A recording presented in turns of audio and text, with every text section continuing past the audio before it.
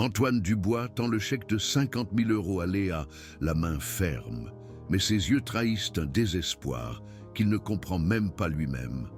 « Tiens, rends-toi, oublie-moi, et fais comme si tu ne m'avais jamais connu. » Sa voix est froide, calculée, la même voix qu'il utilisait pour conclure des affaires de millions, pour licencier des cadres sans ciller, pour construire un empire hôtelier qui s'étend sur 3 continents.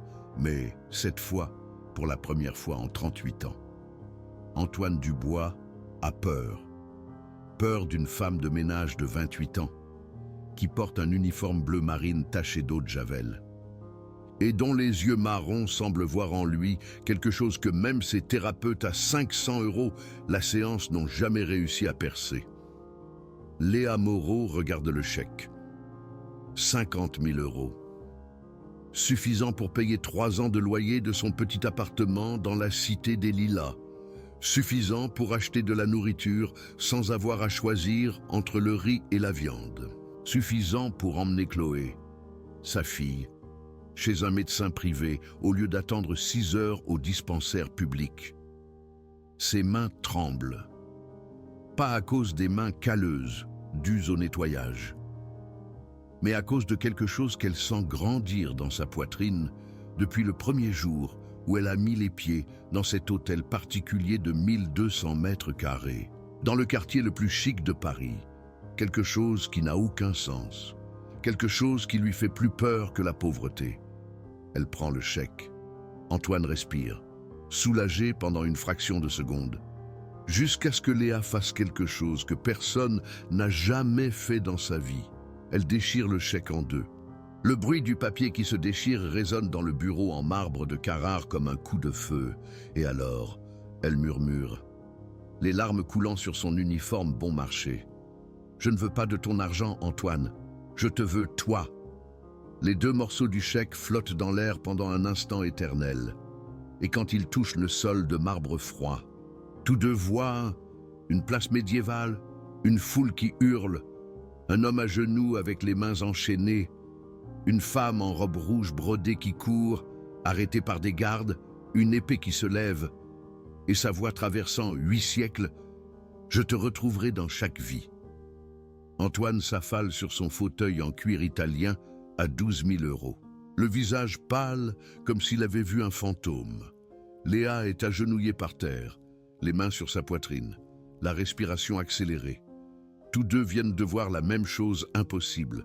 Mais avant de comprendre ce qui vient de se passer dans ce bureau où la climatisation maintient une température constante de 22 degrés et où le silence n'est brisé que par le bourdonnement discret du système de son Bose intégré, nous devons revenir en arrière, revenir à 3 semaines plus tôt.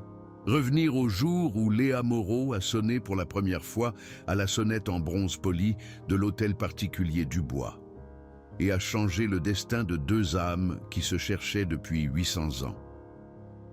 Avez-vous déjà eu l'impression de connaître quelqu'un depuis beaucoup plus longtemps que vous ne le connaissez en réalité? Avez-vous déjà regardé dans les yeux d'un inconnu et ressenti un frisson que vous ne pouvez pas expliquer? Une familiarité qui défie la logique.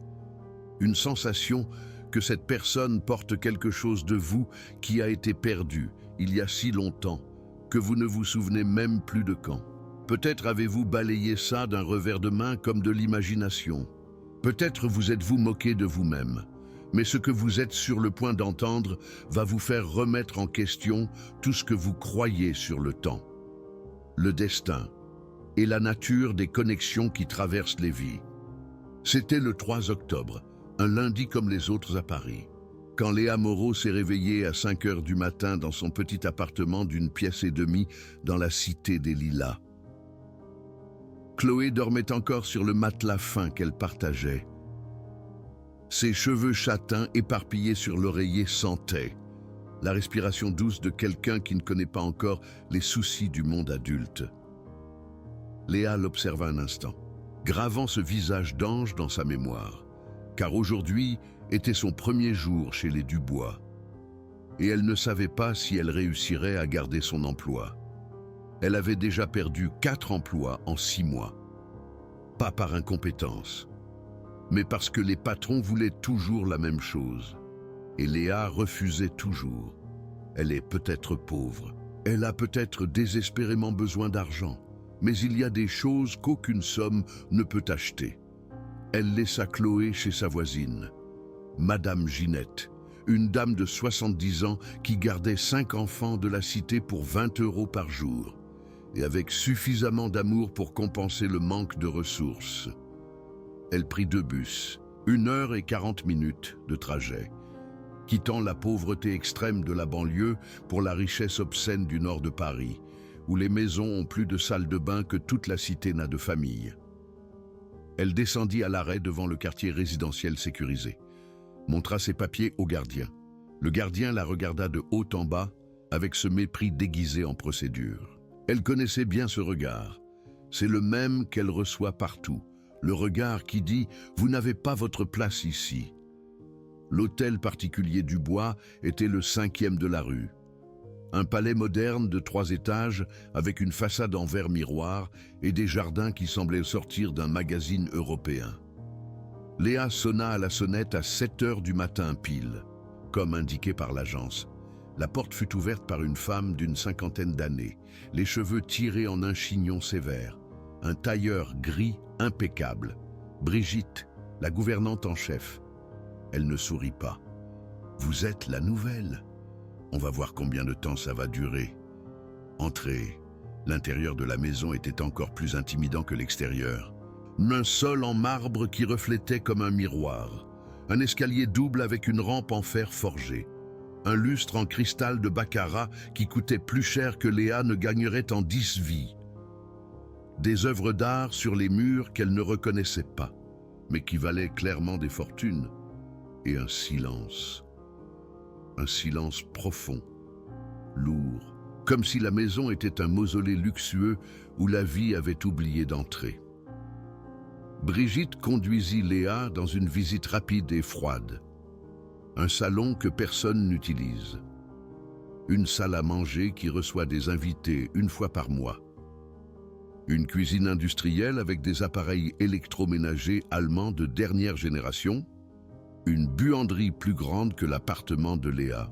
6 salles de bain, 8 chambres, une salle de sport privée, une salle de cinéma, une piscine chauffée dans le jardin, et enfin, le bureau de Monsieur Dubois au 2e étage. Vous n'entrez pas là sans autorisation, vous ne touchez à rien là, vous ne le regardez pas à moins qu'il ne vous parle. Compris? Léa acquiesça. Elle avait déjà travaillé dans des maisons riches auparavant. Elle connaissait les règles non écrites. Une femme de ménage est invisible. Une femme de ménage n'a pas d'opinion. Une femme de ménage sourit, fait son travail et s'en va. Mais quand Brigitte ouvrit la porte du bureau juste pour montrer où il se trouvait, juste pendant 3 secondes avant de la refermer, Léa sentit quelque chose d'étrange, un vertige, un serrement à la poitrine, comme si cet endroit, cette pièce qu'elle n'avait jamais vue auparavant, portait un souvenir qui n'était pas le sien, ou peut-être que si. D'une époque si lointaine qu'il ne devrait pas être possible de s'en souvenir. Antoine Dubois n'était pas chez lui ce premier matin. Il était à Londres en train de finaliser l'acquisition d'une chaîne d'hôtels de charme. Léa travaillait seule, astiquant des salles de bain impeccables, lustrant des parquets déjà étincelants, réarrangeant des bibelots en cristal et porcelaine. Madame Ginette l'observait comme un faucon, pointant la moindre imperfection. Chaque verre avec une trace de doigt, chaque coussin mal aligné. Mais Léa tenait bon, parce que Chloé avait besoin de lait, parce que le loyer était dû dans 5 jours, parce qu'elle n'avait pas le choix. À la fin de la journée, alors qu'elle rangeait les produits d'entretien dans le placard de la buanderie, Léa remarqua quelque chose qui la figea sur le mur du couloir du fond. Entre la cuisine et la buanderie, il y avait une rangée de vieilles photographies encadrées, des photos de famille, des générations de Dubois, et sur l'une d'elles, un cliché sépia délavé qui semblait dater d'il y a plus d'1 siècle, figurait un jeune homme à moustache, vêtu d'un costume d'époque. Le visage était différent, l'époque autre, mais les yeux étaient inconfondibles. Elle connaissait ses yeux. D'où? De quand? Pourquoi? Madame Ginette apparut derrière elle, tel un spectre silencieux. C'est la photo de Gaspard Dubois, le fondateur de la famille. 1875, négociant en vin qui fit fortune dans le Bordelais. Mort jeune, 39 ans, jamais marié. On dit qu'il perdit son grand amour et ne s'en remit jamais. Maintenant, cessez de vous intéresser à ce qui ne vous regarde pas et allez-vous-en. Revenez demain à 7 heures. Léa quitta l'hôtel particulier à 18 heures, prit les 2 métros pour rentrer. Elle alla chercher Chloé chez Madame Ginette, prépara un dîner simple de pâtes au beurre, donna un bain à sa fille à l'eau froide parce que le chauffe-eau était en panne, coucha Chloé et resta éveillée jusqu'à minuit, essayant de comprendre pourquoi elle n'arrivait pas à chasser ses yeux de sa mémoire. Pourquoi elle avait l'impression de connaître cet homme, pourquoi son cœur s'emballait à sa simple pensée. Elle ne croyait pas à la réincarnation, ne croyait pas au destin, ne croyait pas aux âmes sœurs. Léa Moreau croyait au travail acharné, aux factures à payer et à la survie. Mais quelque chose en elle, quelque chose qu'elle ne savait nommer, commençait à s'éveiller. Ce fut le mardi, son 2e jour de travail, que Léa Moreau et Antoine Dubois se croisèrent pour la première fois. Il arriva à 8h30 du matin au volant d'une Porsche Panamera noire, qui valait l'équivalent de 50 années de son salaire. Il entra par le garage, monta directement à son bureau et ferma la porte. Léa était en train de nettoyer le miroir du hall d'entrée au rez-de-chaussée lorsqu'elle entendit ses pas dans l'escalier. Elle ne le vit pas, mais elle le sentit. Elle sentit la présence de quelqu'un dans la maison. Quelqu'un qui changeait l'atmosphère. Quelqu'un qui portait un fardeau. Madame Ginette lui donna les instructions. Aujourd'hui, Monsieur Dubois est à la maison. Travaillez en silence. N'interrompez pas. Ne posez pas de questions. À 10h30, vous montez le café au bureau. Frappez 3 fois. N'entrez que s'il vous y autorise. Déposez le plateau sur la petite table d'appoint. Ne le regardez pas dans les yeux. Ne parlez pas, sauf s'il vous interroge. À 10h30 précises. Léa prépara le plateau comme Madame Ginette le lui avait montré. Un double expresso dans une tasse en porcelaine de Sèvres. 2 macarons ladurés sur une soucoupe en argent. Un verre d'eau minérale Evian. Une serviette en lin blanc amidonnée pliée en triangle parfait. Ses mains tremblaient en montant le plateau. Non pas à cause de la nervosité de servir un patron riche, mais à cause de quelque chose qu'elle ne pouvait nommer. Un pressentiment, une peur, ou peut-être une attente qui n'avait aucun sens. Elle frappa 3 fois à la porte du bureau. Entrez. La voix était grave, masculine, fatiguée. Léa ouvrit la porte et entra. Antoine Dubois était assis derrière un bureau en bois massif qui semblait taillé dans un arbre centenaire. Il portait une chemise blanche à manches retroussées, une cravate dénouée, des cheveux noirs légèrement grisonnants aux tempes, une barbe de 2 jours, les yeux marron foncé fixés sur l'écran d'un ordinateur portable. Il ne leva pas les yeux lorsque Léa entra. « Posez là !» Elle marcha silencieusement sur le tapis d'Aubusson en direction de la petite table d'appoint. Posa le plateau, se retourna pour sortir. Et alors, Antoine leva les yeux. Le temps s'arrêta. Ce n'est pas une figure de style. Ce n'est pas un effet dramatique. Le temps sembla littéralement s'arrêter. Antoine leva les yeux de l'écran de l'ordinateur et croisa le regard de Léa. Et l'air quitta ses poumons comme s'il avait reçu un coup de poing dans l'estomac. Il devint pâle. Il se leva de sa chaise si brusquement qu'elle bascula en arrière dans un vacarme. Léa laissa tomber la serviette en lin qu'elle tenait encore. Ils restèrent tous deux paralysés, à 3 mètres de distance, dans un bureau moderne à Paris. 2 parfaits inconnus, mais les yeux se reconnurent. Antoine rompit le silence le premier. La voix rauque. Qui êtes-vous » Léa sentit les mots sortir avant de pouvoir les contrôler. « Je vous connais. » « Impossible. C'est le premier jour que je suis à la maison depuis que vous avez commencé. Je sais, mais je vous connais. De quelque part, de quelque moment. » Antoine passa une main dans ses cheveux. Un geste de frustration qu'il avait depuis l'enfance lorsque quelque chose le déstabilisait. « Ça n'a aucun sens. Sortez, s'il vous plaît. Sortez. » Léa sortit.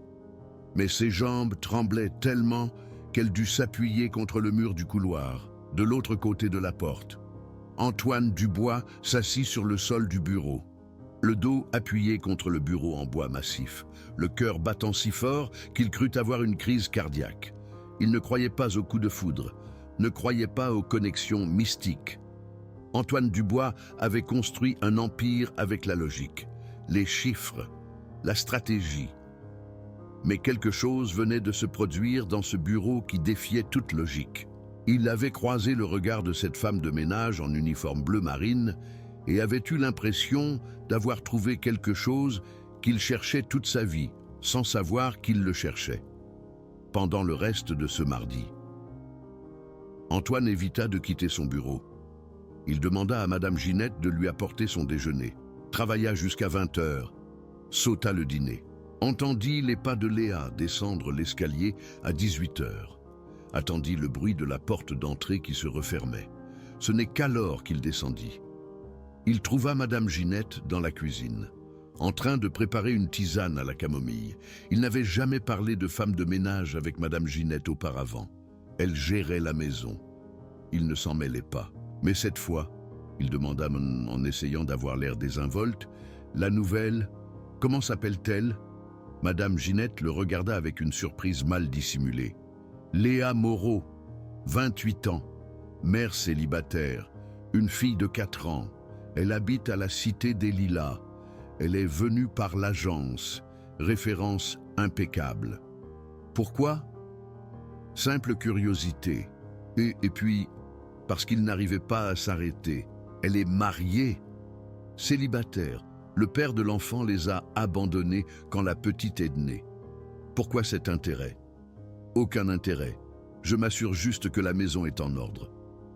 Bonne nuit, Madame Ginette. Il monta à la chambre de maître au 3e étage.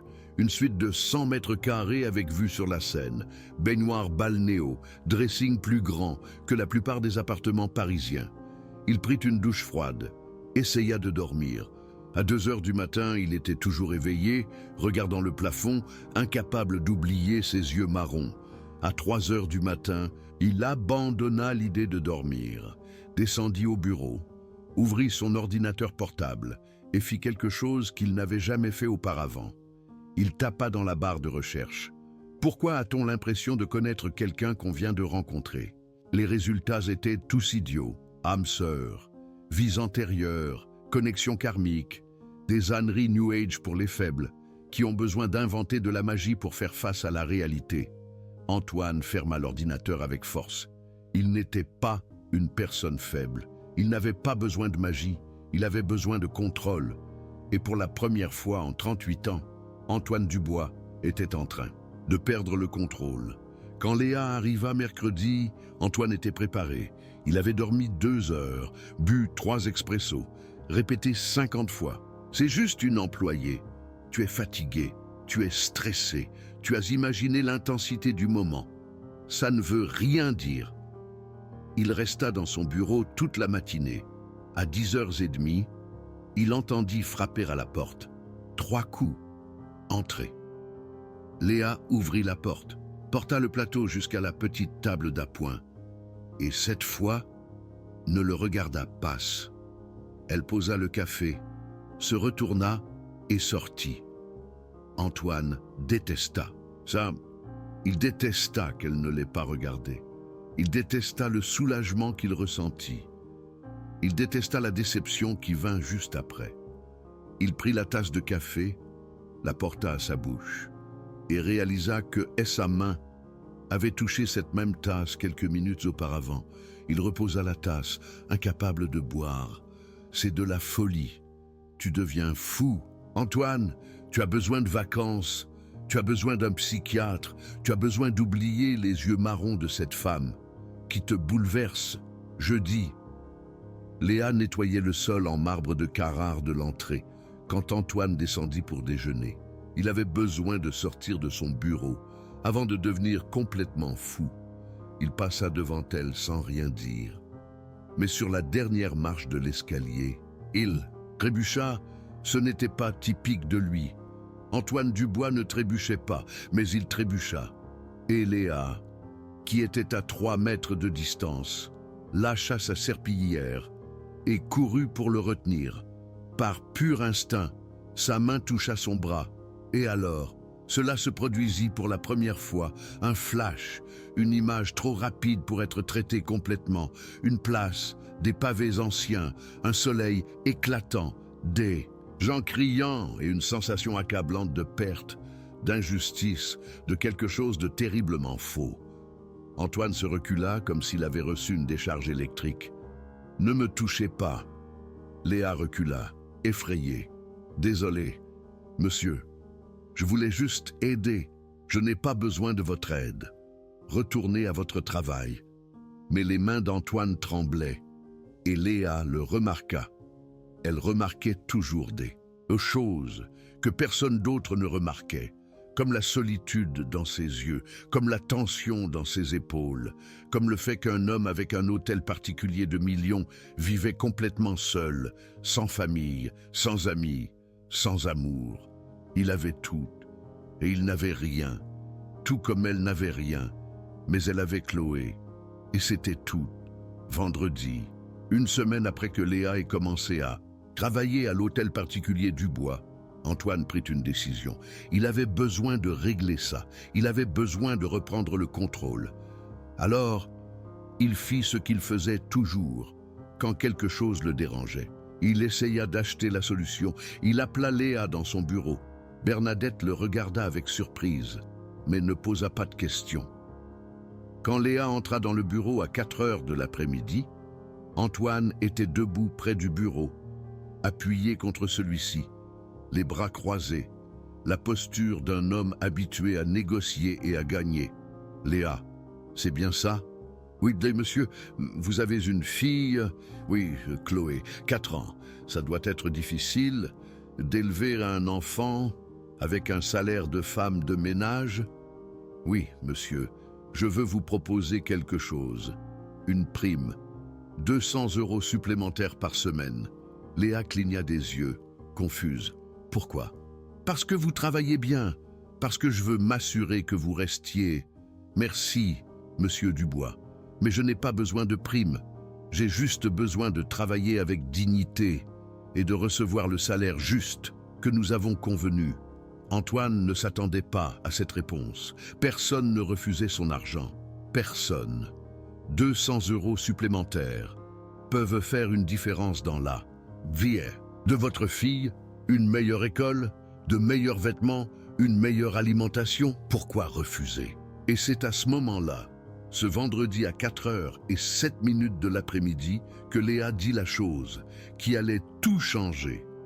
Parce que, monsieur Dubois, je n'ai pas besoin de votre pitié. Je n'ai pas besoin de votre argent supplémentaire. J'ai besoin de respect, du respect pour mon travail, du respect pour mon effort. Je ne suis pas un projet de charité. Je suis une professionnelle. Et si vous offrez de l'argent supplémentaire, c'est parce que vous voulez quelque chose. Et quoi que ce soit, la réponse est non. Antoine resta sans voix. Personne ne lui avait jamais parlé de cette façon, jamais. Et une partie de lui était furieuse. Mais une autre partie, une partie qu'il ne voulait pas admettre, était impressionnée. « Vous pouvez sortir », murmura-t-il.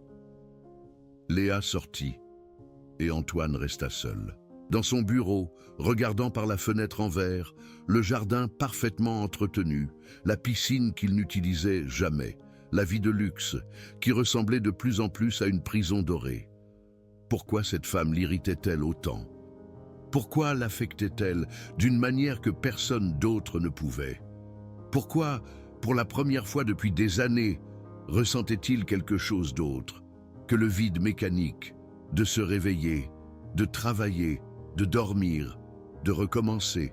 Cette nuit, Antoine rêva. Ce n'était pas un rêve commun, c'était trop vif, trop réel. Il était sur une place de pavés anciens, un soleil brûlant, une odeur de chevaux, de fumier et de peur. Il avait de lourdes chaînes de fer aux poignets, des gens autour, criant traîtres, voleurs, morts. Et alors il la vit, une femme, en robe rouge brodée, courant vers lui, des gardes la retenant. Elle criant « Non, s'il vous plaît, non !» Son visage, ses yeux, c'était Léa. Mais ce n'était pas elle, c'était une autre époque, un autre monde, une autre vie. Et alors l'épée descendit.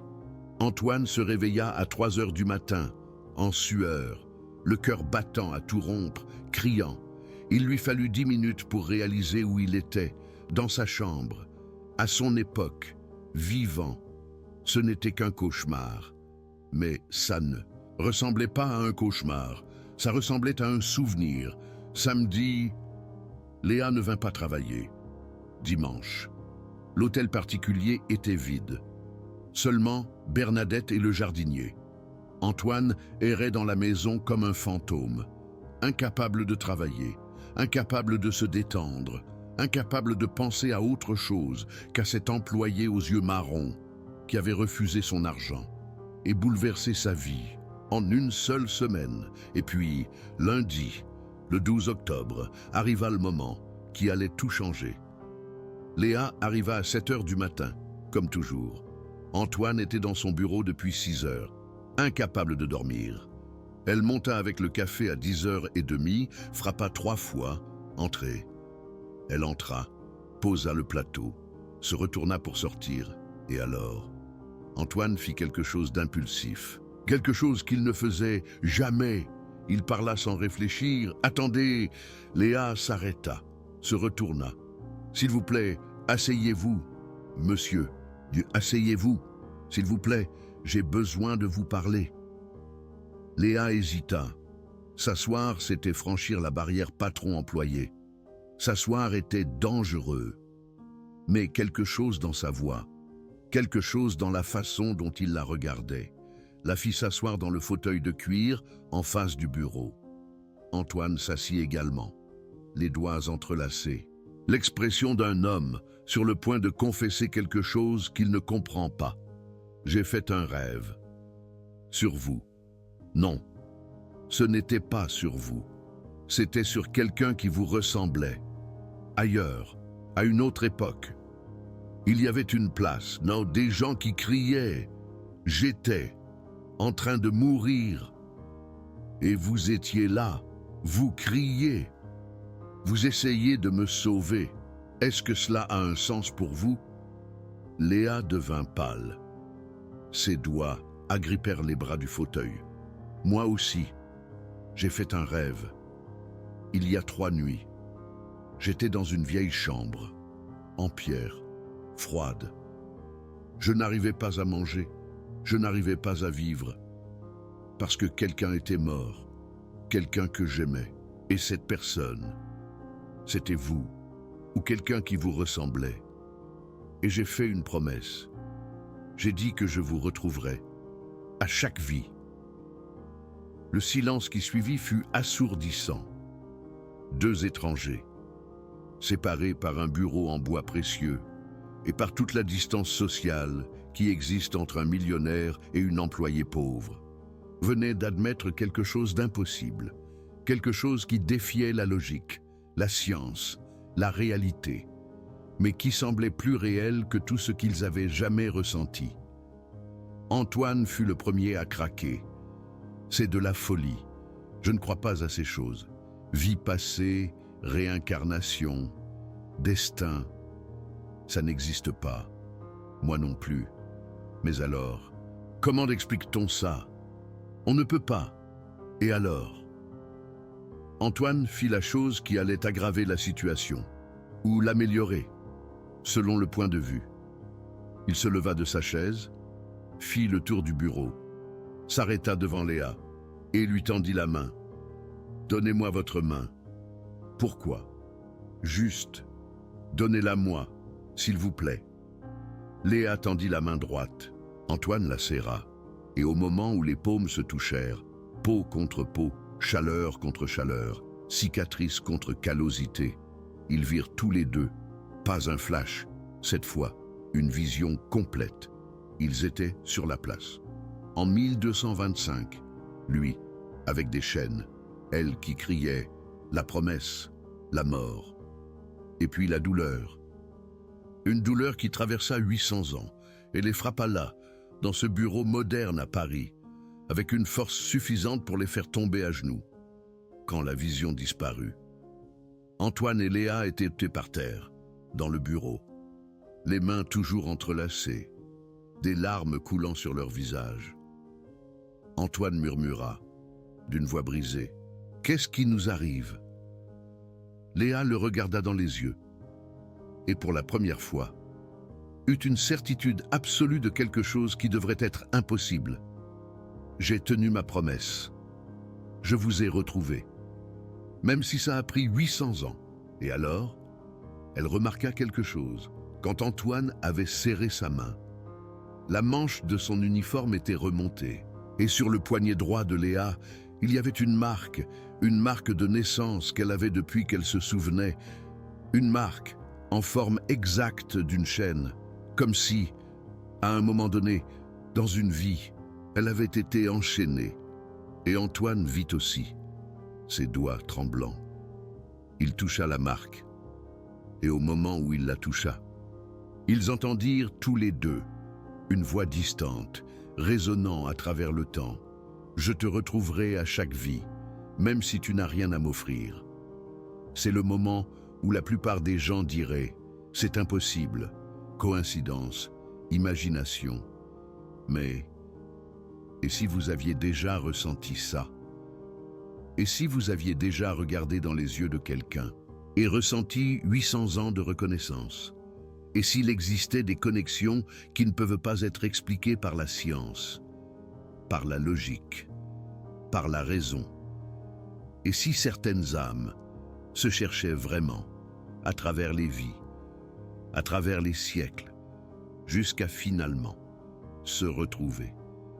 Si vous avez la chair de poule maintenant, si quelque chose en vous dit oui, c'est réel, ça existe, laissez un super thanks. Parce que des histoires comme celle-ci doivent être racontées, des vérités comme celle-ci doivent être entendues, et ce qui est sur le point d'arriver entre Antoine et Léa va vous faire remettre en question tout ce que vous pensez savoir sur l'amour, le destin, et le pouvoir d'une promesse faite il y a 800 ans. Mais reconnaître la vérité et l'accepter sont deux choses complètement différentes. Et pendant les 5 jours suivants, Antoine Dubois allait faire tout ce qui était en son pouvoir pour nier l'impossible qui venait de se produire sur le sol de son bureau. Le mardi suivant, Antoine n'était pas à la maison. Il prit un vol pour Londres à 6 heures du matin, sans prévenir Camille. Réunions urgentes, négociations inévitables, problèmes qui exigeaient sa présence immédiate. Tous des mensonges. La vérité, c'est qu'il avait besoin de distance. Il avait besoin d'espace pour respirer, pour penser, pour se convaincre que tout cela avait été une hallucination collective causée par le stress et le manque de sommeil. Les gens rationnels n'ont pas de vision de vie passée. Les gens qui réussissent ne tombent pas à genoux en pleurant pour des employés de maison. Antoine Dubois n'était pas une personne faible. Et ressentir ce qu'il ressentait était une faiblesse inacceptable. Il resta à Londres 3 jours. Il conclut un accord de 15 millions d'euros, sortit dîner avec des investisseurs, essaya d'appeler une ex-petite amie mannequin qui répondait toujours à ses appels.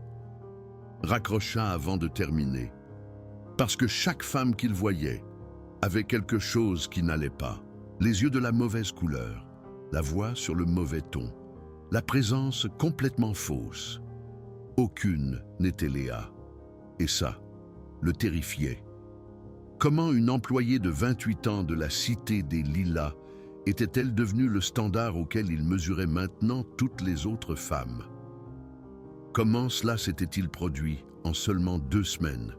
Pendant ce temps, à Paris, Léa continuait d'aller à l'hôtel particulier Dubois tous les jours. Camille l'informa que monsieur était parti en voyage. Il reviendrait vendredi. Léa acquiesça et continua de nettoyer. Mais ses mains tremblaient en tenant les produits d'entretien. Elle essayait aussi de nier, essayait de se convaincre que tout cela avait été le stress, la fatigue, l'imagination fertile d'une femme désespérée qui inventait une connexion là où il n'y avait rien d'autre qu'un patron et une employée. Mais alors, elle entrait dans le bureau pour nettoyer, et l'odeur de la pièce, le poids de l'air, la sensation de proximité avec quelque chose de profondément important. Tout cela criait une vérité qu'elle ne voulait pas entendre. Le mercredi soir, Manon eut une crise. Elle commença à tousser du sang. Léa l'emmena en courant à l'hôpital public. 6 heures d'attente. Manon avec une fièvre de 39 degrés sur ses genoux. Aucun médecin disponible. Aucun lit libre. Aucun espoir. Et là, assise dans ce couloir glacé d'hôpital public à 3 heures du matin, tenant sa fille qui brûlait de fièvre, Léa fit quelque chose qu'elle avait juré de ne jamais faire. Elle prit son vieux téléphone portable avec un écran fissuré, trouva le numéro que Camille avait donné pour les urgences de la maison et appela. Antoine répondit à la 3e sonnerie. Sa voix, endormie, irritée. Qui est-ce? Monsieur Dubois, c'est Léa. Ma fille est malade. Je ne sais pas quoi faire. Je n'ai personne à qui demander de l'aide. Je sais que je ne devrais pas appeler, mais quel hôpital? Hôpital public Saint-Louis, quartier Est. J'arrive dans 30 minutes. Léa regarda le téléphone avec incrédulité. Antoine était à Miami. Comment pouvait-il être là dans 30 minutes? Mais exactement 28 minutes plus tard, Antoine Dubois fit son entrée dans le couloir de cet hôpital public, aux murs défraîchis et au sol sale, vêtu d'un costume Hugo Boss à 3 000 €, complètement déplacé dans cet environnement de pauvreté et de maladie, dégageant une présence qui força les médecins à s'arrêter et à regarder. Il trouva Léa au bout du couloir. Il vit Elena, brûlante de fièvre, dans ses bras, et quelque chose se brisa en lui. En 15 minutes, Elena était dans une chambre privée. Un pédiatre spécialiste l'examinait. Un antibiotique de dernière génération était administré. La climatisation fonctionnait. Un oreiller propre. Une couverture chaude. Léa regardait tout cela sans pouvoir l'assimiler. Comment avait-il fait? L'argent, murmura Antoine à côté d'elle. L'argent achète les médecins. L'argent achète les lits, l'argent sauve des vies. Mais sa voix n'avait aucun triomphe. Elle avait de l'amertume. Comme s'il savait que d'avoir raison sur le pouvoir de l'argent le faisait se sentir encore plus vide. Il était 5 heures du matin quand le médecin sortit de la chambre et informa que Elena était stable. Pneumonie bactérienne, grave, mais traitable. Elle devrait rester hospitalisée 3 jours. Léa se mit à pleurer. De soulagement, d'épuisement, de gratitude. Antoine resta là, immobile à côté d'elle, sans savoir quoi faire. Il n'était pas doué avec les émotions, il ne l'avait jamais été. Mais alors Léa fit quelque chose d'inattendu. Elle se tourna et l'embrassa. Une étreinte désespérée de mère qui avait presque perdu sa fille et avait été sauvée par quelqu'un qui ne devrait pas s'en soucier. Merci, merci, merci. Antoine resta paralysé pendant 3 secondes. Et puis ses bras se refermèrent autour d'elle. Et au moment où il l'embrassa, il sentit cette sensation de complétude, d'ajustement parfait, d'être enfin arrivé à la maison, après avoir erré perdu pendant 800 ans. Ses yeux se fermèrent. Il respira l'odeur de ses cheveux, shampoing bon marché de supermarché, sueur d'hôpital, peur de mère. Et pourtant, c'était le parfum le plus beau qu'il ait jamais senti de sa vie. Parce que c'était elle, parce qu'elle était. Il se recula brusquement. Vous devriez vous reposer. Je vais demander à Bérénice d'apporter des vêtements propres, de la nourriture, ce dont vous avez besoin. Mais je dois y aller. Antoine ne partit pas. Il resta à l'hôpital toute la journée. Il travailla dans le couloir avec son ordinateur portable, participa à des vidéoconférences avec des écouteurs, commandait de la nourriture à domicile pour Léa parce qu'elle refusait de quitter Elena seule, même pour aller à la cafétéria. Et chaque heure qui passait, chaque fois qu'il regardait à travers la fenêtre de la chambre et voyait Léa s'occuper de sa fille avec un amour si pur que ça faisait mal à regarder. Il sentait les défenses qu'il avait construites pendant 38 ans commencer à se fissurer. En fin d'après-midi, Elena se réveilla. Elle vit l'homme en costume dans le couloir. Et avec cette clarté inexplicable que les petits-enfants ont parfois, elle dit « Maman, c'est lui, l'homme triste qui t'a enfin trouvé. » Antoine entendit à travers la porte entr'ouverte. Léa entendit. Tous deux firent semblant de ne pas avoir entendu, mais ils entendirent. Et ils ne pouvaient plus nier que quelque chose de beaucoup plus grand qu'eux deux se passait. Quelque chose que les enfants pouvaient voir, mais que les adultes essayaient désespérément d'ignorer. Le vendredi, Elena sortit de l'hôpital. Antoine envoya un chauffeur chercher Léa et sa fille, les ramena à la cité des Lilas. Il vit pour la première fois la bicoque où Léa vivait, 1,5 pièce, mur en contreplaqué, toit en tôle, sol en ciment froid, matelas fin sur le sol, cuisinière à 2 feux, toilette partagée avec 6 familles, et tandis qu'il restait là, immobile à l'entrée de cet endroit qui n'avait même pas un dixième de la taille de son dressing, Antoine Dubois eut honte pour la première fois de sa vie, honte de sa propre richesse, honte d'avoir dépensé 12 000 € pour un fauteuil de bureau quand il existait des gens comme Léa élevant des enfants dans des endroits comme ça, honte de n'avoir jamais regardé, de n'avoir jamais vu, d'avoir vécu 38 ans complètement aveugle à la réalité de 90% de l'humanité. Il offrit de l'argent, offrit un appartement, offrit de payer l'école privée pour Elena. Léa refusa tout. Pourquoi? Cria-t-il, frustré. Pourquoi refuses-tu tout ce que je t'offre? Parce que si j'accepte, murmura Léa, tu vas penser que tu m'as acheté, et je ne peux pas être acheté, Antoine, ni pour 50 000, ni pour 500 000, ni pour toute ta fortune, parce que ce que je ressens pour toi n'a pas de prix.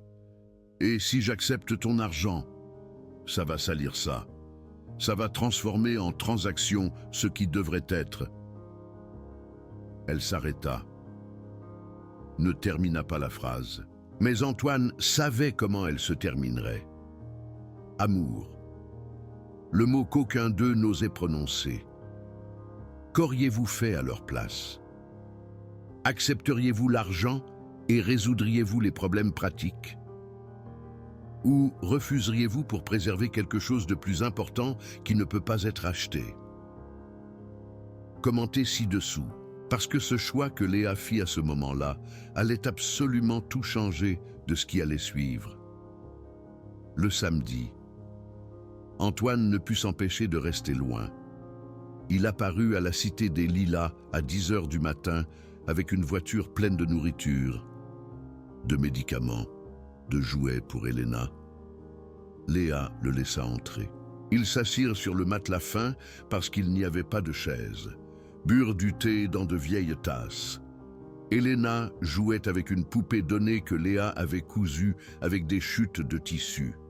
Et là, dans cette bicoque de la cité des Lilas qui était l'opposé de tout ce qu'Antoine connaissait, il sentit quelque chose qu'il n'avait jamais senti à l'hôtel particulier Dubois de plusieurs millions. Il sentit la paix. « Parlez-moi de 1225, demanda Léa soudainement. « Qu'avez-vous vu quand nos mains se sont touchées ?» Antoine ferma les yeux. « J'ai vu une place en Castille, Tolède, je crois. J'étais commerçant, pauvre. Je vendais des épices. Je t'ai rencontré sur un marché. Tu étais noble, fille de comte. Nous n'aurions même pas dû nous parler. Mais nous avons parlé. Et nous sommes tombés amoureux. Et quand ton père a découvert, il m'a accusé de trahison, de vol, de n'importe quel crime qui justifierait mon exécution. Et tu as été obligé d'assister. J'ai vu ton visage dans la foule pendant que l'épée descendait, et la dernière chose que j'ai entendue, c'est toi criant cette promesse. « Je te retrouverai dans chaque vie », murmura Léa, « même si tu n'as rien à m'offrir. » Pourquoi as-tu dit ça? Parce qu'ils étaient en train de me marier avec un duc riche. Ils voulaient que je choisisse la fortune, le pouvoir, le titre. Et j'ai choisi toi, un commerçant pauvre. Parce que ce que nous ressentions n'avait rien à voir avec l'argent. Ça avait à voir avec des âmes qui se sont reconnues. Et quand tu es mort, j'ai refusé de manger. J'ai refusé de vivre sans toi. Je suis morte 3 mois plus tard.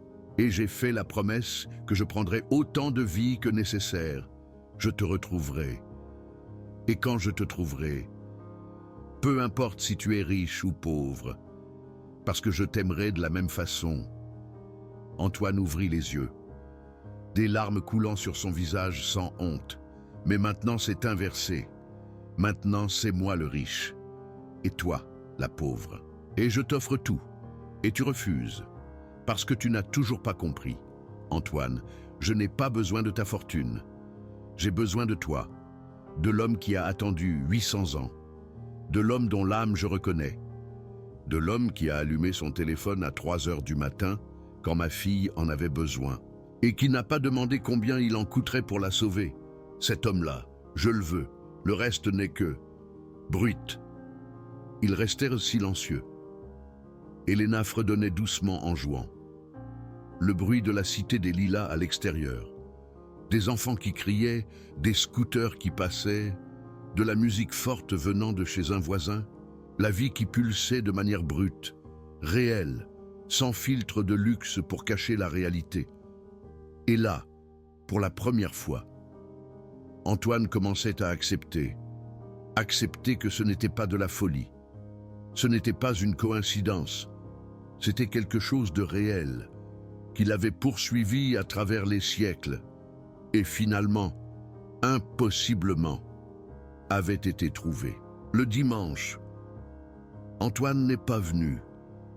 Léa pensa qu'il avait abandonné, qu'il était retourné à son hôtel particulier et à sa réalité d'homme riche, qui ne se mélange pas avec les employés de la cité des Lilas. Elle essaya de ne pas pleurer, essaya de ne pas ressentir la douleur de la perte. Mais ça faisait mal comme si elle l'avait perdu une deuxième fois. Et 800 ans entre une perte et l'autre n'avaient pas suffi à diminuer la douleur. Et puis, le lundi matin, Léa arriva à l'hôtel particulier à 7 heures comme toujours. Mercedes la reçut avec une expression étrange. « Monsieur Dubois a demandé que vous alliez directement à la cave en arrivant. »« La cave, oui. Il y est depuis 5 heures du matin, à chercher quelque chose. » Léa descendit l'escalier étroit qui menait à la cave de l'hôtel particulier. Un espace énorme de stockage, des cartons empilés, des meubles anciens recouverts de draps, des générations de Dubois accumulées là en dessous et au centre de tout, Antoine. À genoux sur le sol en béton, chemise propre tachée de poussière, cheveux en bataille, yeux rouges de ne pas avoir dormi, et autour de lui, des dizaines de cartons ouverts, des documents anciens éparpillés, des photographies anciennes, des objets qui n'avaient pas vu la lumière du jour depuis des décennies. « Antoine, qu'est-ce que tu fais ?» Il leva les yeux. l'expression d'un homme possédé. J'ai besoin de preuves réelles, pas seulement des visions, pas seulement des sentiments, de preuves physiques qui prouvent que 1225 s'est réellement passé, que toi et moi avons réellement existé, que nous ne sommes pas fous. Et tu as trouvé quelque chose. Antoine tendit la main. Il tenait quelque chose en métal rouillé, lourd, ancien. Léa s'approcha, et quand elle vit ce qu'il tenait, l'air quitta ses poumons.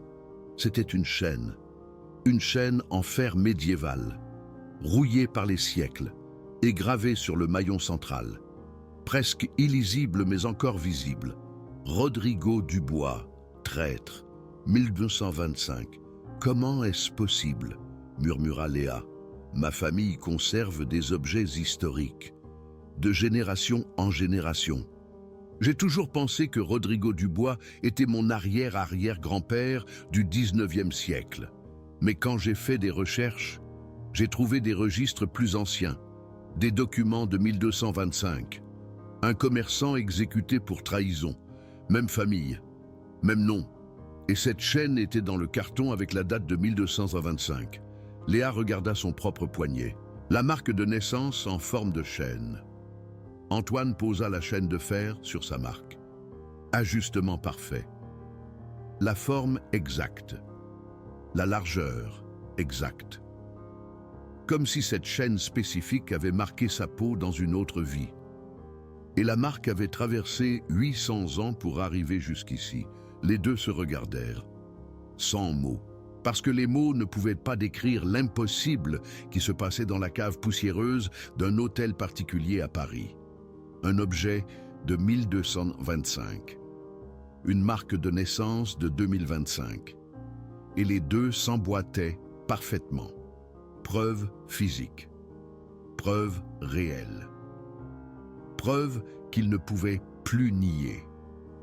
Certaines personnes vont faire une pause ici, vont avoir besoin d'un moment pour processer l'impossible, parce que nous sommes habitués à vivre dans un monde de logique, de science, d'explications rationnelles. Mais que se passe-t-il quand la preuve physique rencontre l'inexplicable? Que se passe-t-il quand une chaîne de 800 ans s'emboîte parfaitement dans une marque de naissance d'une femme qui ne devrait avoir aucune connexion avec cet objet? Si vous sentez que vous devez soutenir des histoires comme celle-ci, qui doivent être racontées même si elles défient tout ce que nous pensions savoir, laissez un super thanks.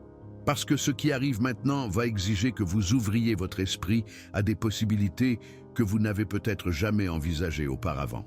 Antoine serra la main de Léa, toujours avec la chaîne sur sa marque. Nous devons en savoir plus. Je dois comprendre ce qui s'est réellement passé en 1225. Les visions sont fragmentées, trop rapides. Mais il doit y avoir des documents, des registres historiques, quelque chose qui explique qui nous étions, ce que nous avons fait, pourquoi j'ai été exécuté. Léa le regarda dans les yeux. Tu veux vraiment savoir? Parfois, le passé porte des douleurs qui devraient rester enterrées. Je dois savoir. Parce que si je vais accepter que ceci est réel, que toi et moi avons vécu avant, que nous sommes morts et revenus, je dois comprendre toute la vérité. Pas seulement des fragments, toute l'histoire.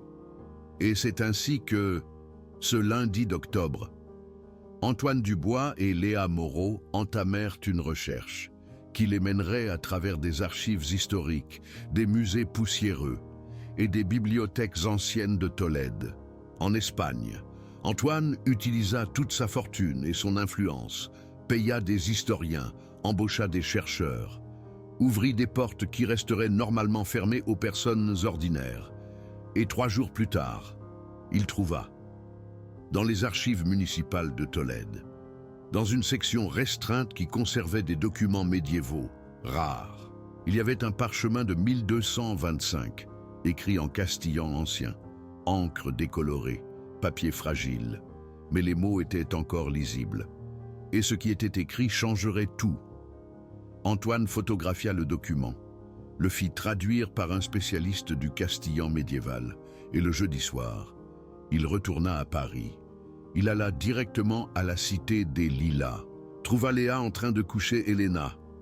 Elle le vit par la fenêtre, le cœur battant. Il entra en tenant une enveloppe. Son expression était celle de quelqu'un qui avait vu un fantôme.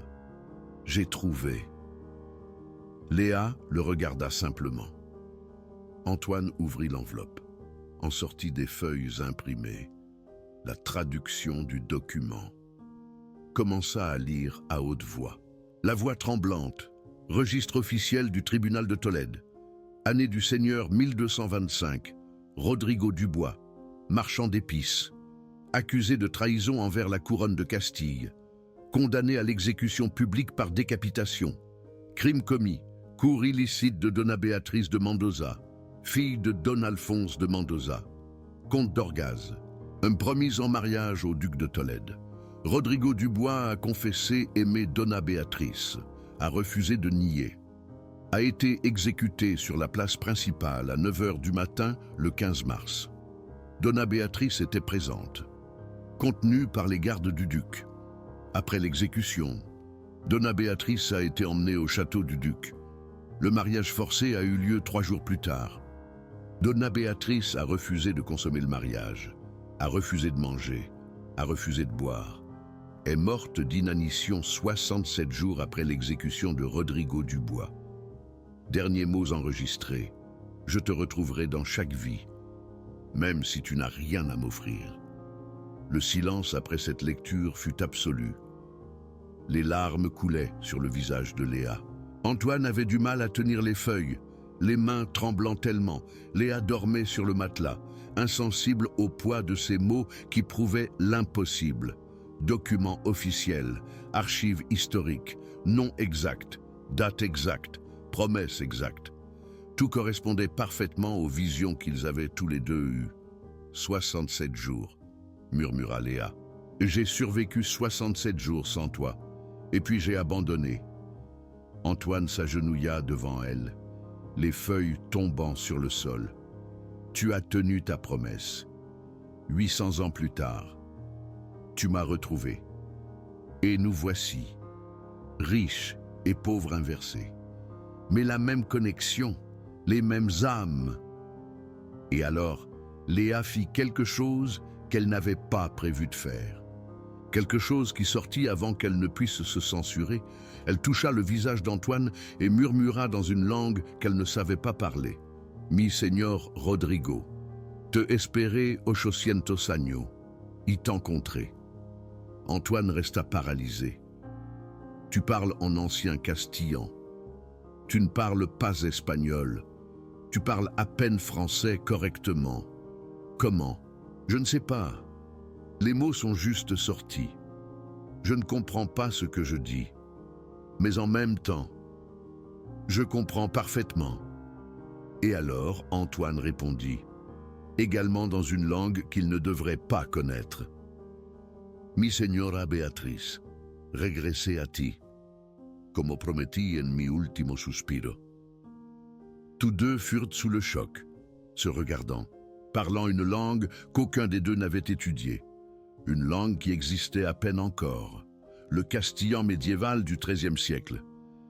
Et les mots fluaient naturellement, comme si 800 ans ne s'étaient pas écoulés, comme si ce dialogue avait été interrompu par une épée, et finalement, impossiblement, pouvait reprendre. Léa continua en ancien castillan. « Les larmes coulan, morí por ti, me negué a vivir en un mundo que no te tenía. El duque me obligó a casarme, pero nunca fui suya. Siempre fuiste tú, en cada pensamiento, en cada respiración, hasta que dejé de respirar. » Antoine prit le visage de Léa entre ses mains, la voix brisée.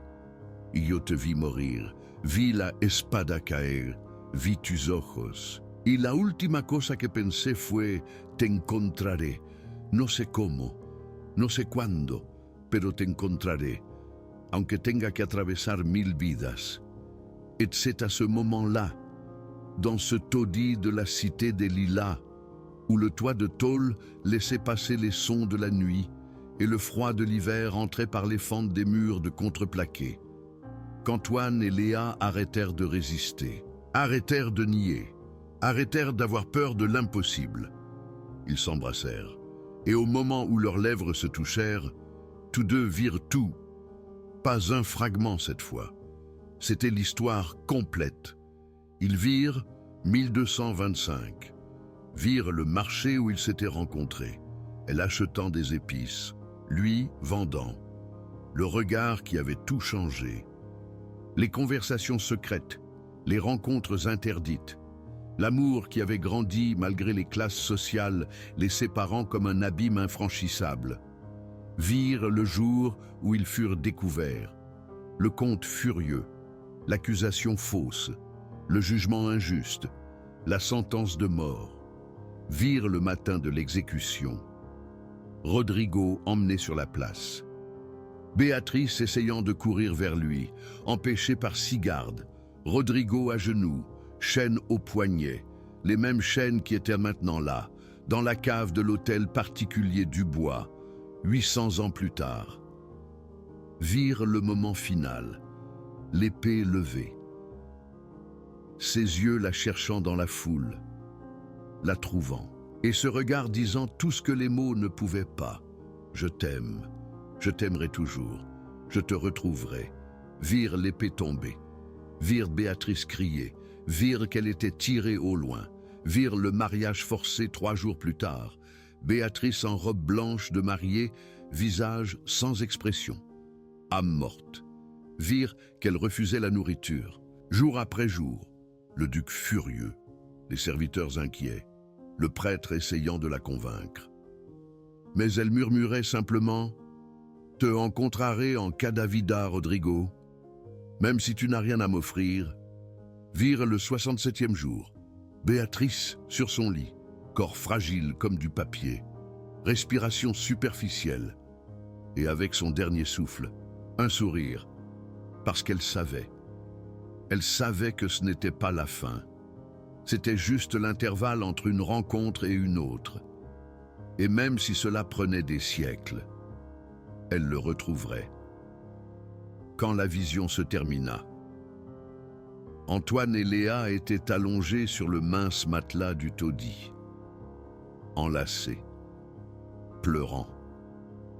Ce n'étaient pas des pleurs de tristesse, c'étaient des pleurs de libération, d'enfin comprendre, d'enfin savoir qu'ils n'étaient pas fous, que tout cela était réel, qu'il y a 800 ans, ils s'étaient tellement aimés que même la mort n'avait pas réussi à séparer leurs âmes. Et maintenant, finalement, ils étaient de nouveau ensemble. « Qu'est-ce que tu m'avais demandé de t'apporter » murmura Béatrice. « Non, Léa. » Elle se corrigea, dit, confuse. Pas encore complètement revenue au présent. « Des épices, » répondit Antoine. Également perdu entre 1225 et 2025. De la cannelle, du poivre, du safran. Tu disais que tu voulais faire un parfum pour ta mère. J'ai apporté les meilleurs que j'avais. Je n'ai pas fait payer. Tu t'es fâché. Tu as dit que tu n'acceptais pas la charité. J'ai dit que ce n'était pas de la charité. C'était un cadeau d'un homme qui était devenu incapable d'oublier la femme depuis le premier regard. Et je t'ai dit que c'était impossible, que j'étais promise à un duc, que tu étais un commerçant, que nous ne pourrions jamais être ensemble. Et toi, j'ai dit que l'impossible était juste un autre mot pour quelque chose qui n'est pas encore arrivé. Que si l'âme reconnaît l'âme, la classe sociale n'est qu'un détail sans importance inventé par des hommes qui ont peur de perdre le contrôle. Et tu as ri. C'était la première fois que je te voyais rire. Et à ce moment-là, j'ai su que je t'aimerais, jusqu'au-delà de la mort. Et tu avais raison, tu m'as aimé jusqu'au-delà de la mort, 800 ans au-delà. Ils restèrent enlacés en silence. Ce n'était pas un silence inconfortable. C'était le silence de 2 personnes qui comprenaient enfin tout. Comprenaient pourquoi Léa avait refusé l'argent. Pourquoi Antoine ne pouvait pas la sortir de sa tête? Pourquoi Élodie l'appelait l'homme triste qui avait enfin trouvé celui qu'il cherchait? Comprenez que ce n'était pas un commencement, c'était une continuation. Un livre qui avait été fermé brutalement au milieu de l'histoire en 1225 et qui maintenant, finalement, pouvait continuer jusqu'à la fin qu'il n'avait jamais eue. Mais comprendre et accepter publiquement sont deux choses très différentes. Et vendredi, quand Antoine arriva au cabinet d'avocat qui gérait ses affaires, quand il raconta à son avocat qu'il voulait faire quelque chose d'inédit, la réaction fut d'une incrédulité totale. Vous voulez quoi? L'avocat, un homme de 60 ans qui avait travaillé avec la famille Dubois pendant 3 décennies, regarda Antoine comme s'il était devenu fou. Vous voulez transférer la moitié de vos actifs à une femme de ménage que vous avez rencontrée il y a un mois? Ce n'est pas une femme de ménage, c'est... Antoine s'arrêta. Comment expliquer? C'est quelqu'un de très important, quelqu'un que je dois protéger. Antoine, vous avez 300 millions d'actifs, des immeubles, des hôtels, des investissements. Vous me demandez de transférer 150 millions à une femme qui vit dans une cité, une femme que vous connaissez à peine. C'est de la folie.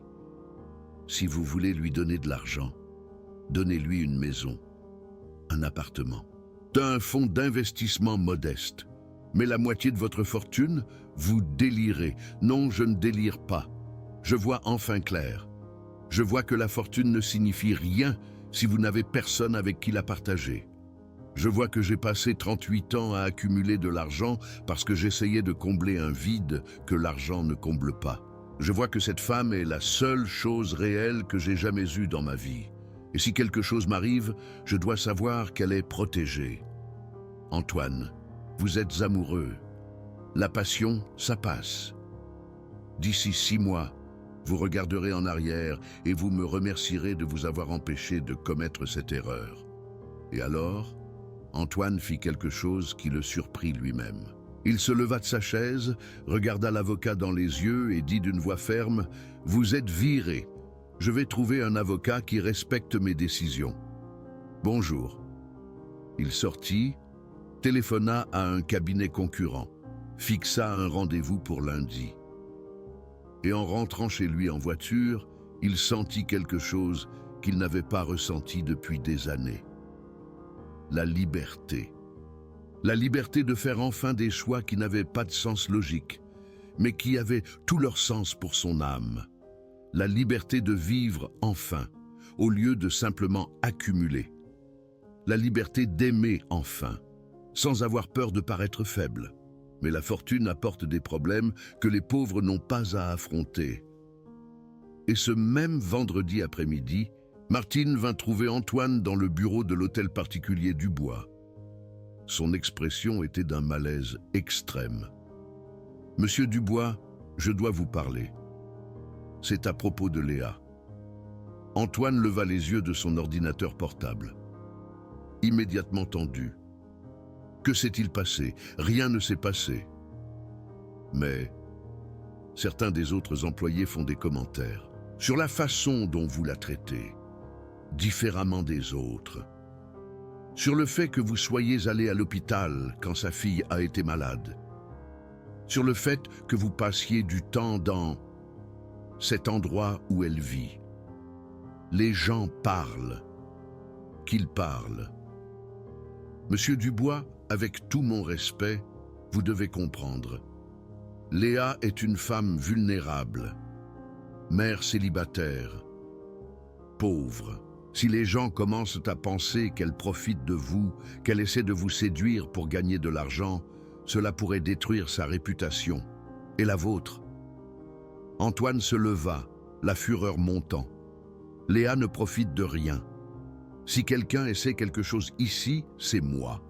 C'est moi qui n'arrive pas à rester loin d'elle. C'est moi qui veux la protéger. C'est moi qui... Vous êtes amoureux. Martine parla doucement. Et la passion est belle, monsieur Dubois. Mais le monde extérieur ne le verra pas comme ça. Ils verront un homme riche qui s'implique avec une employée pauvre. Ils diront qu'elle est intéressée, qu'elle est après votre argent. Ils vont la détruire. Et vous voulez vraiment ça? Antoine retomba sur sa chaise, la tête entre les mains. Non, je ne veux pas que personne ne lui fasse de mal, mais je ne peux pas non plus prétendre que je ne ressens pas ce que je ressens. Alors vous devez prendre une décision réelle. Vous ne pouvez pas rester dans cet entre-deux.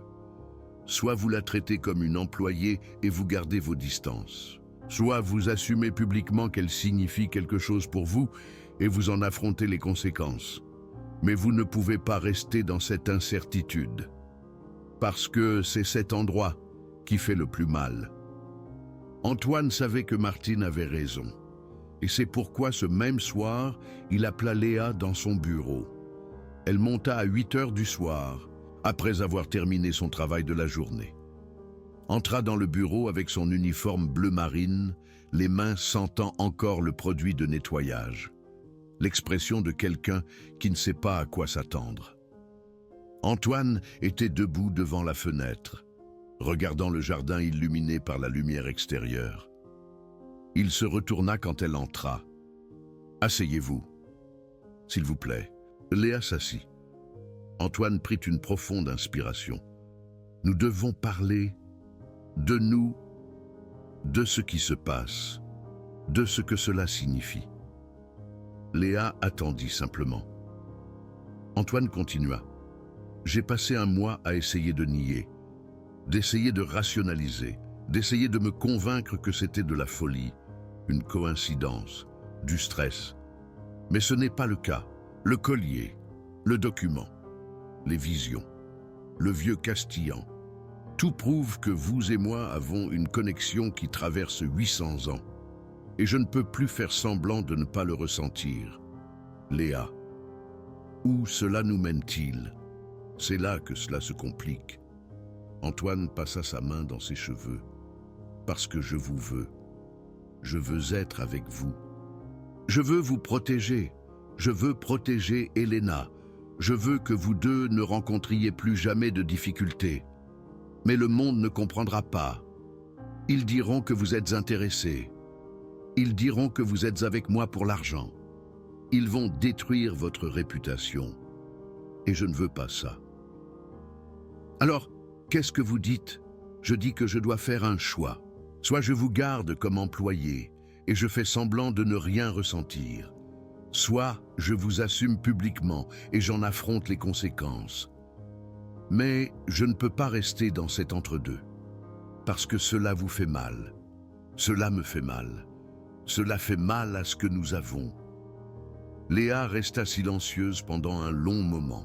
Et alors, elle dit la chose la plus courageuse et la plus douloureuse qu'elle ait jamais dite dans sa vie. « Alors, donnez-moi le chèque. »« Quoi ?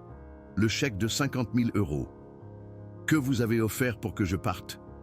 Donnez-le-moi, et je partirai. Je quitterai votre vie. Je retournerai à ma réalité. Vous retournerez à la vôtre. Et nous ferons semblant que rien de tout cela ne s'est produit. Que 1225 n'était qu'un rêve partagé. Que le collier était une coïncidence. Que nous n'avons rien ressenti. Parce que peut-être que c'est plus facile comme ça. Peut-être qu'il est préférable de vivre avec la nostalgie d'il y a 800 ans, plutôt que d'essayer de faire fonctionner cela dans un monde qui ne l'acceptera jamais. Et c'est à ce moment-là, ce vendredi à 8h30 du soir, que nous arrivons au point de départ. Antoine tend le chèque de 50 000 €. Léa le déchire en deux. Des morceaux tombent. La vision explose. Place médiévale. Promesse. Amour plus fort que la mort.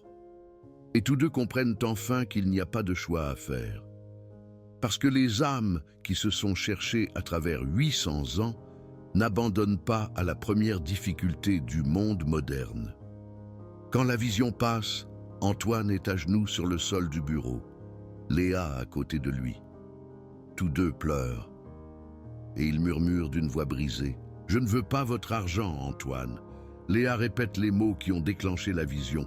Je te veux, toi, à l'homme qui est mort pour moi, à l'homme dont je reconnais l'âme, à l'homme qui a passé 800 ans à me chercher sans savoir qu'il me cherchait.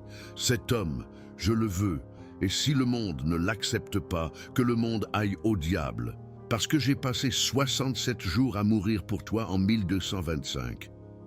Je ne vais pas passer 800 autres années à te fuir maintenant. Antoine la serre dans ses bras.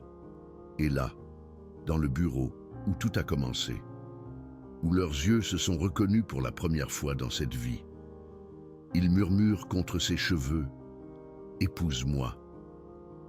Léa se recule, les yeux écarquillés. « Quoi ? Épouse-moi, pas dans 1 an, ça, pas dans 6 mois. Maintenant, demain, la semaine prochaine, le plus vite que la loi le permette.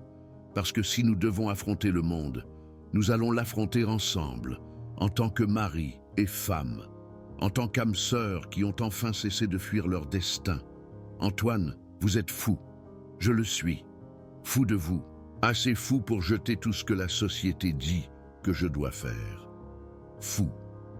Assez fou pour épouser une employée et affronter tous les jugements.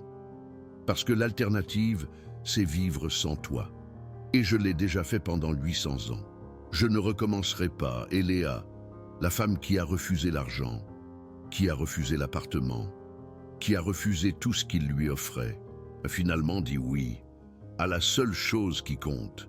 Oui, j'accepte de t'épouser, parce qu'en 1225, nous n'avions pas le choix. Le monde nous a séparés.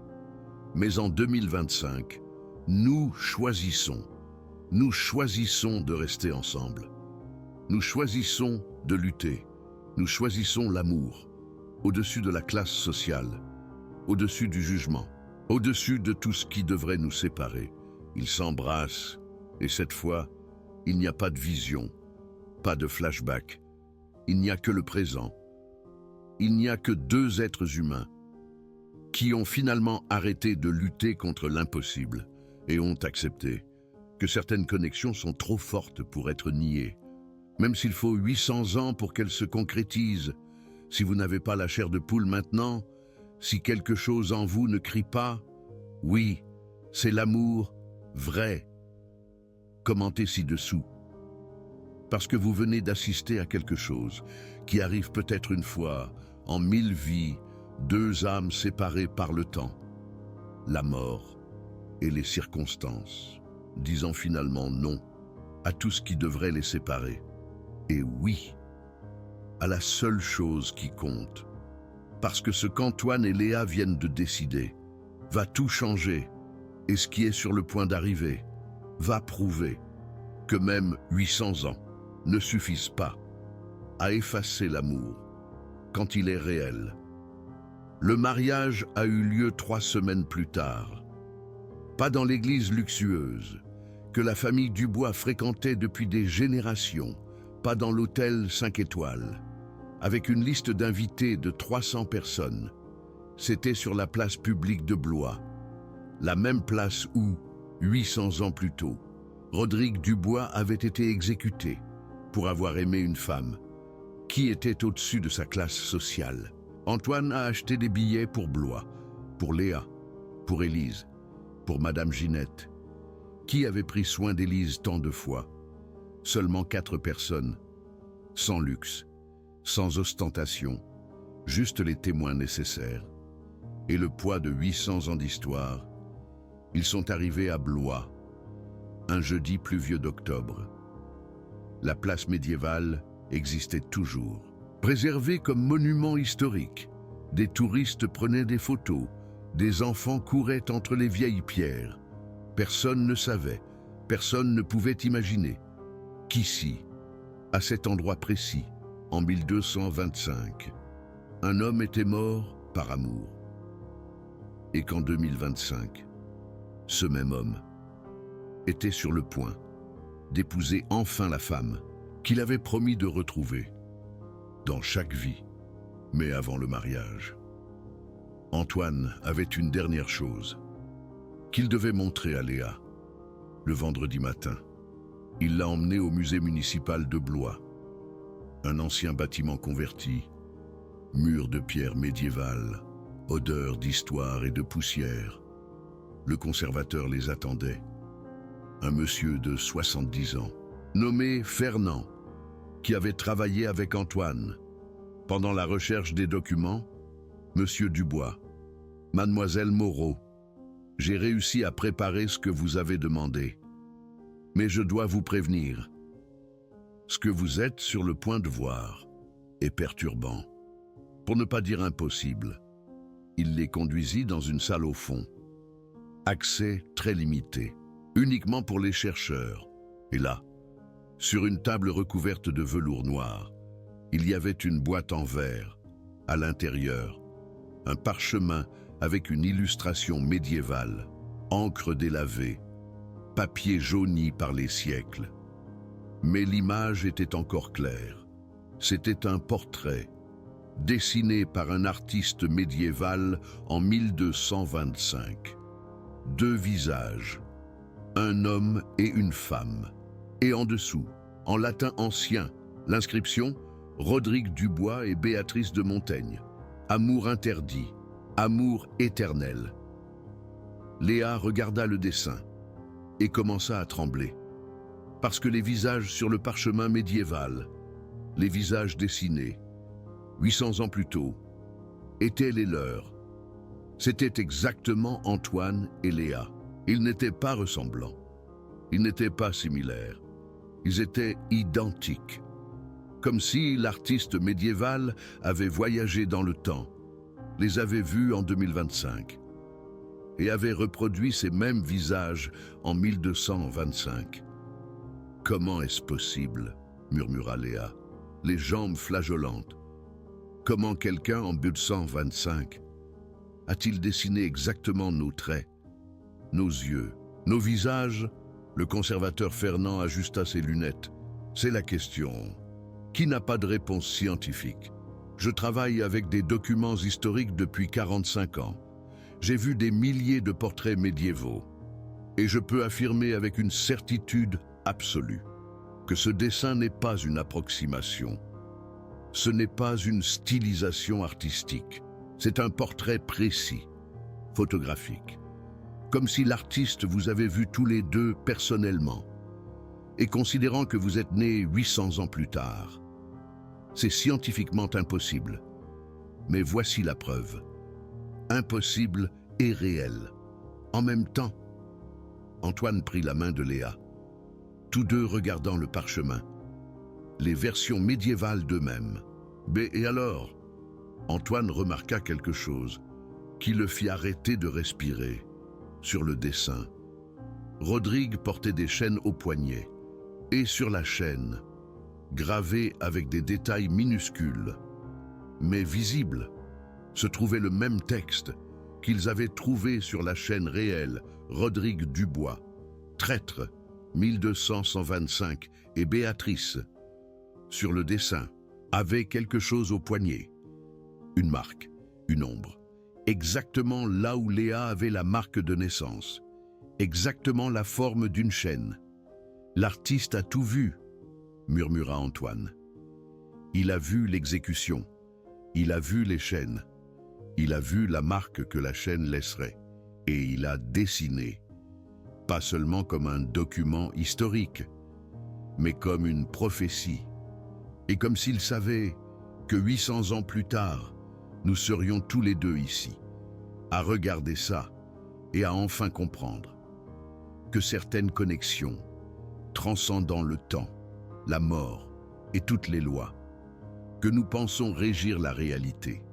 Fernand les laissa seuls dans la salle. Antoine et Léa restèrent là, pendant 1 heure, juste à regarder, à assimiler et à finalement accepter qu'il n'y avait plus moyen de nier. Il n'y avait plus de place pour le doute.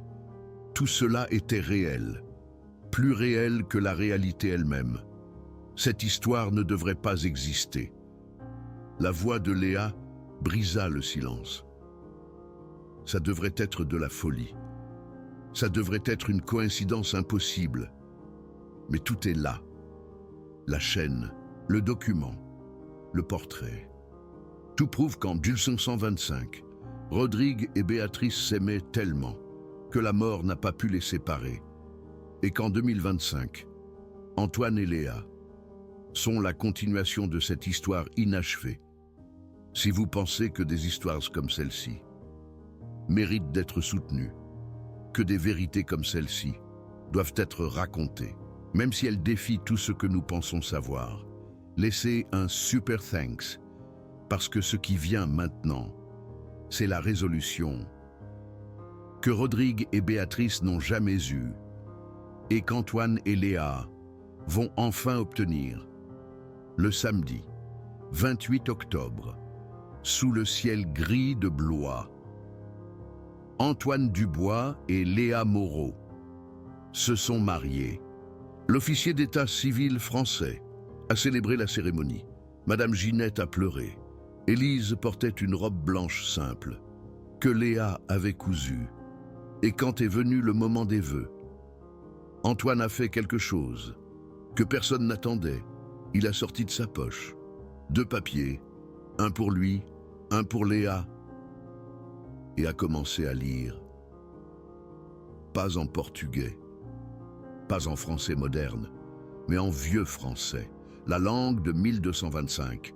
Béatrice de Montaigne, je t'ai cherché pendant 800 ans, à travers les siècles, à travers les vies, à travers la mort elle-même, et je t'ai retrouvée, non pas en tant que duchesse et commerçant, mais en tant qu'homme et femme, d'égal à égal.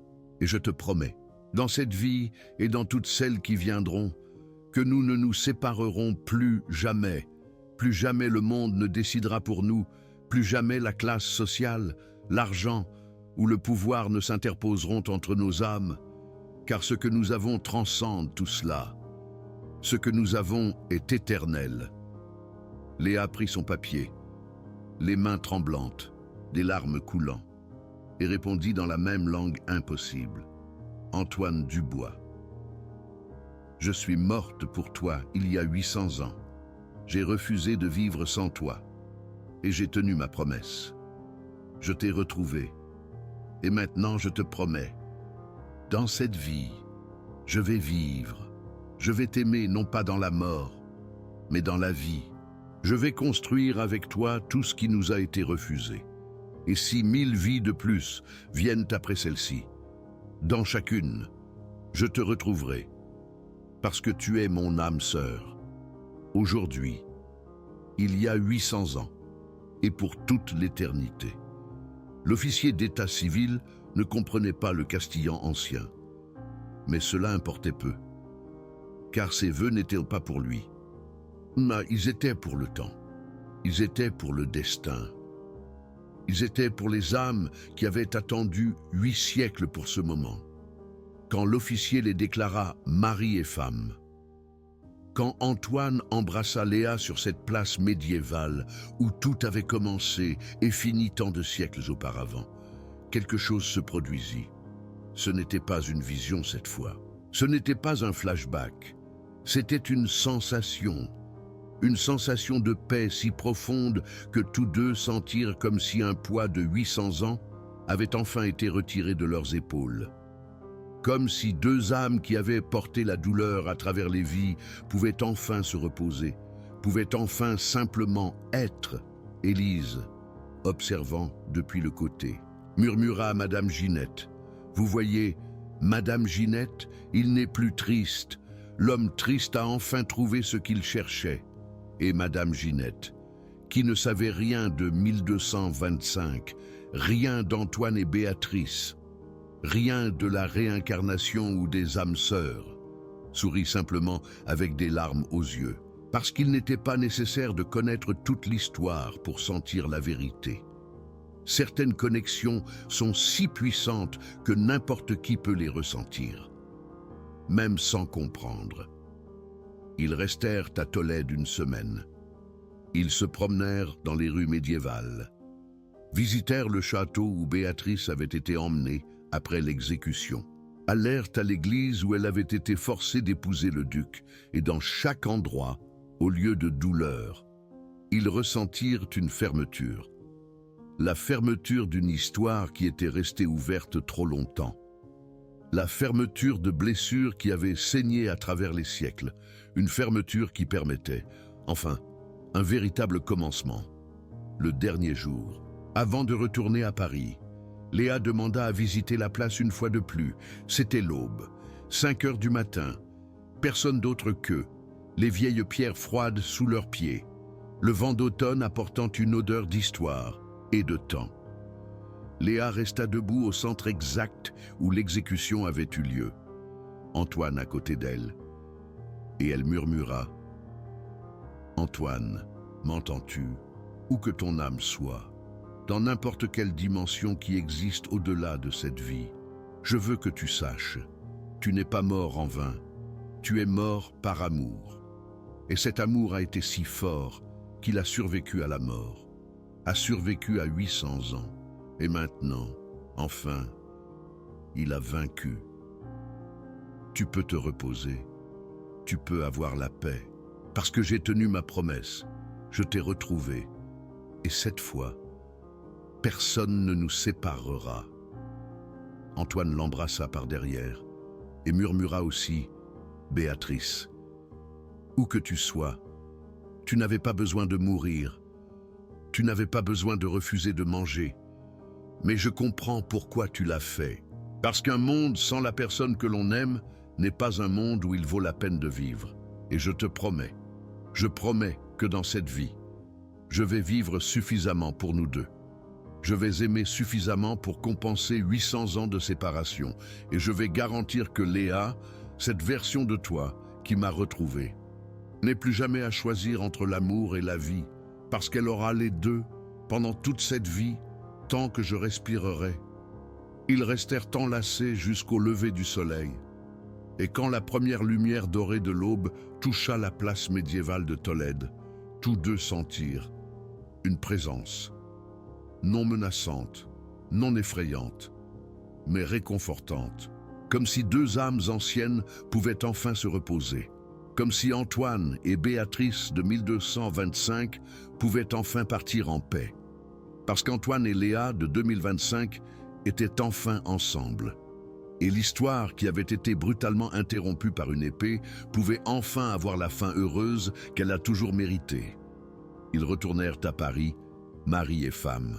Antoine vendit l'hôtel particulier, cette maison énorme et vide qui avait toujours été un mausolée de luxe sans vie. Ils achetèrent une maison plus petite, plus simple, dans un quartier de classe moyenne. Pas la cité des Lilas, mais pas non plus une ostentation obscène. Un endroit où Léa pourrait élever Élise avec dignité, où Antoine pourrait enfin vivre au lieu de simplement accumuler, où tous les trois pourraient être une vraie famille. La famille Dubois fut scandalisée. Les associés furent confus. La société parisienne commenta pendant des mois. Le milliardaire qui a épousé la femme de ménage, qui a vendu son hôtel particulier, qui a complètement changé de vie. Certains dirent qu'il était devenu fou. D'autres dirent que c'était une crise de la quarantaine. D'autres encore dirent que la femme l'avait ensorcelé. Mais Antoine ne se souciait plus de ce qu'on disait. Parce que pour la première fois en 38 ans, il se réveillait le matin et ressentait quelque chose au-delà du vide. Il se réveillait et voyait Léa à côté de lui. Il voyait Élise courir dans la maison. Voyait la vraie vie se produire au lieu d'une existence mécanique de se réveiller, travailler, dormir, répéter. Et cela valait plus que tous les hôtels particuliers, toutes les voitures, toutes les opinions de la société qu'il avait passé sa vie entière à essayer d'impressionner. Léa continua à travailler, pas comme femme de ménage, mais elle ouvrit un petit atelier de couture.